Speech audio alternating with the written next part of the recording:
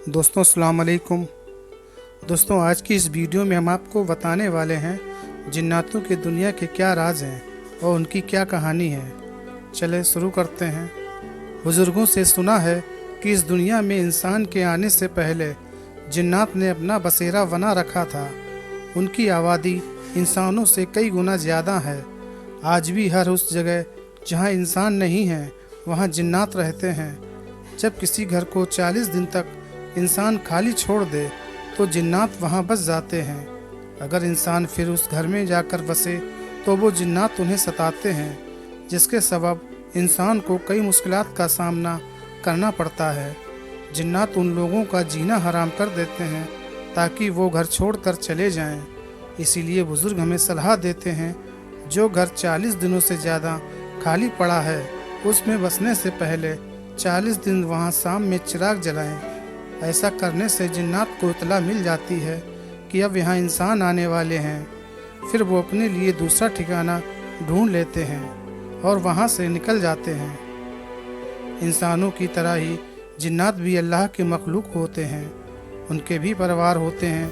वो भी अपने बाल बच्चों के साथ मिलजुल कर ज़िंदगी गुजारते हैं। मगर रोशनी से जिन्नात घबराते हैं, अंधेरों में रहते हैं। जिस जगह हमेशा अंधेरा रहता है जिन्नात उस जगह पर अपना कब्जा जमा लेते हैं। वो अपने बाल बच्चों के साथ हंसी खुशी ज़िंदगी गुजारते हैं। उनके बच्चे हमारे बच्चों की तरह मौज और खेलकूद करते हैं। जब हम अचानक वहाँ से चले जाते तो हमारे जाने से उनके उठने बैठने, सोने जागने और आराम में खलल पड़ता है। तो वो हमें वहाँ से निकलने के लिए डराते हैं और धमकाते हैं। हमने सुना है कि जिन्नात सिर्फ ज़मीन पर ही नहीं बल्कि दूसरे सयारों पर भी बसते हैं। वो इस ज़मीन पर बसने से पहले दूसरे सयारों पर आबाद रहकर काफ़ी तरक्की कर चुके हैं। साइंस में भी हमें बहुत ज़्यादा आगे निकल चुके हैं। वो उड़न तस्तरियों के ज़रिए सारी कायनात के चक्कर लगाते रहते हैं। अक्सर रातों में वो हमारी ज़मीन पर भी मालूमाती काम से आते जाते रहते हैं। अगर उन्हें कोई अकेला इंसान उन्हें कहीं मिल जाता है तो उसे पकड़ कर ले जाते हैं। इसलिए बुज़ुर्गों ने हमें हिदायत दी है कभी अकेले घरों की छतों पर न सोया करें। अक्सर जिन्नात लोगों को ज़मीन से उठाकर अपने सयारों पर ले जाते हैं और ले जाकर उनसे ज़मीन के मुताबिक पूछताछ करते हैं और फिर ज़मीन पर छोड़ जाते हैं। मगर जब इंसान ज़मीन पर आते हैं तो उन्हें कुछ याद नहीं रहता। वो बाकी ज़िंदगी बेखुदी में गुजार देते हैं। हमेशा किसी नशे में रहते हैं। पता नहीं उनको क्या हो जाता है। अपने होशो हवास खो चुके होते हैं। इस दुनिया के साइंस ने भी उनके बारे में पता करना शुरू किया, मगर वो हमसे बहुत चालाक मखलूक है। अपना भेद नहीं बताती और वो बहुत ताकतवर है। उनसे दूरी में ही हमारी भलाई है।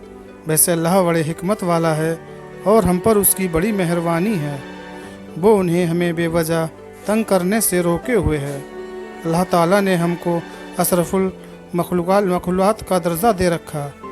अगर हम अपनी अकल और हिम्मत से काम लें तो अल्लाह की बनाई हुई सारी मखलूक़ात पर हुकूमत कर सकते हैं। लेकिन शर्त यह है कि हम अल्लाह और उसके रसूल सल्लल्लाहु अलैहि वसल्लम के बताए हुए रास्ते पर ज़िंदगी गुजारें। अल्लाह ने हमारी रहनुमाई के लिए कुरान शरीफ अता किया है। इसे पढ़कर समझें तो सारे आलम पर हुकूमत करने का राज इसी में पोशीदा है।